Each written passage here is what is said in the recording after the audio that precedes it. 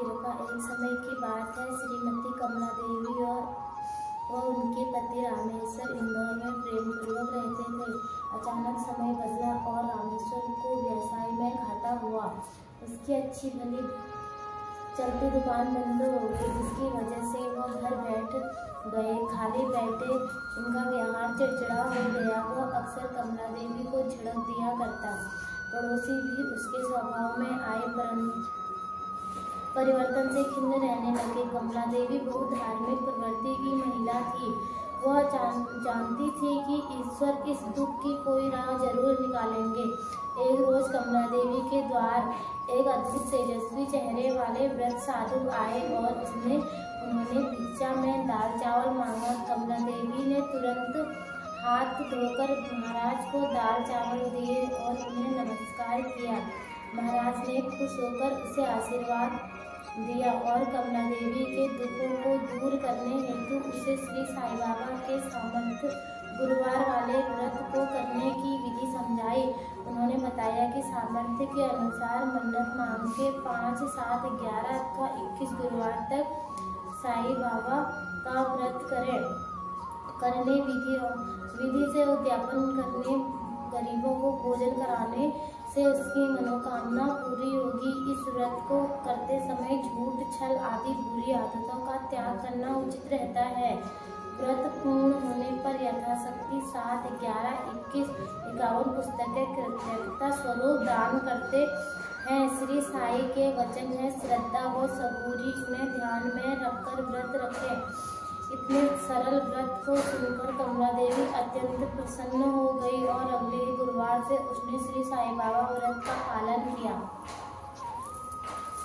और देखते ही देखते उसके पति के स्वभाव में आश्चर्यजनक परिवर्तन आ गया। उसने फिर से व्यापार चालू किया जो बहुत सफल हुआ। घर पर भी श्री साईं बाबा की कृपा से सुख शांति हो गई। एक दिन कमला देवी की बहन और उसके पति उससे मिलने आए। रामेश्वर भाई और कमला देवी को खुश देख वे भी बहुत प्रसन्न हुए। कमला देवी की बहन ने उससे पूछा कि यह चमत्कार कैसे हुआ। मेरे बच्चे बिल्कुल पढ़ाई नहीं करते, किसी का कहना नहीं मानते, बहुत उद्दंड होते जा रहे हैं, जिसकी वजह से सब कुछ होते हुए भी मैं सुखी नहीं हूँ।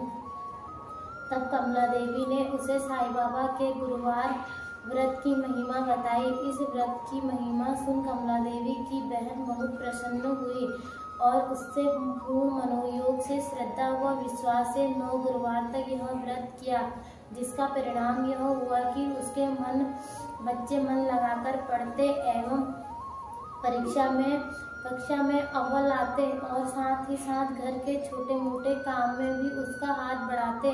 वह सभी लोगों को इस महान व्रत का प्रभाव बताने लगी और स्वयं भी इस व्रत का पालन करती रही। श्री साईं बाबा ने जैसी कृपा उन पर की वैसी सभी पर करें।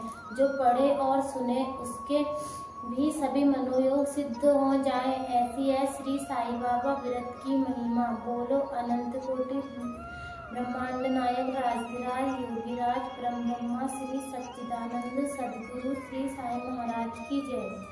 व्यवसाय में सफलता। इंदौर शहर में एक दयालु व्यापारी रामपाल रहते थे। शहर में उनकी कपड़ों की 4 मिलें थी, सभी प्रकार की सुख समृद्धि थी। अचानक एक कर सभी मिलों में मजदूरों ने हड़ताल कर दी। सेठ जी का मन बहुत द्रवित हुआ। मामला गंभीर था। वह नेताओं के दबाव में की वजह से मिलें शुरू होने के आसार नहीं लग रहे थे।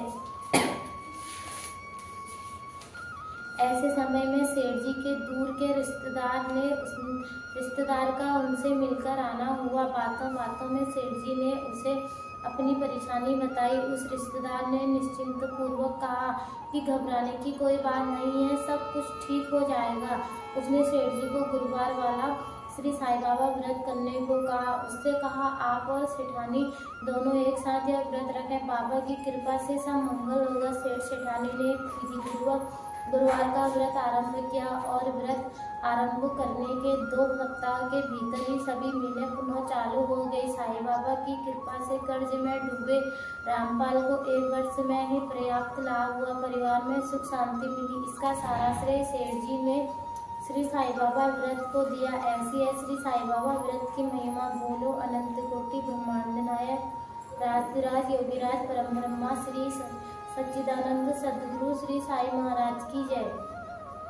कन्या का विवाह संपन्न हुआ। राधा बहन की बेटी सुमित्रा वैसे तो बहुत गुणवान थी, परंतु श्यामवर्ण थी। ऊपर से राधा बहन के पति की आर्थिक स्थिति भी साधारण थी।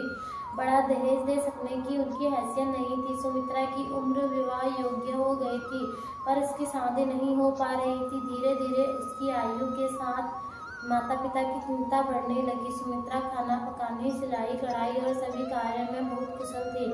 ग्रेजुएट भी थी। स्वभाव से भी वह समझदार और हंसमुख थी, पर फिर भी उसके लिए योग्य वर नहीं मिल पा रहा था। एक दिन सुमित्रा अपने पड़ोसी सहेली राधा के यहाँ गई तो देखा राधा एक पुस्तक पढ़ रही थी। सुमित्रा ने पूछा, राधा क्या पढ़ रही हो?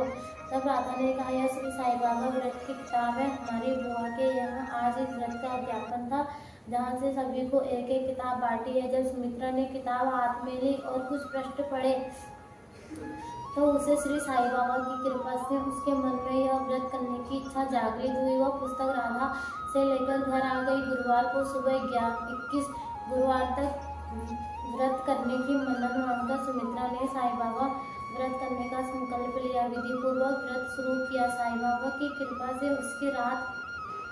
उसी रात उसके मामा जी एक अच्छे घर के पढ़े लिखे सुख संस्कारवान कंप्यूटर इंजीनियर लड़के का रिश्ता लेकर आए। सुमित्रा की मामी और लड़के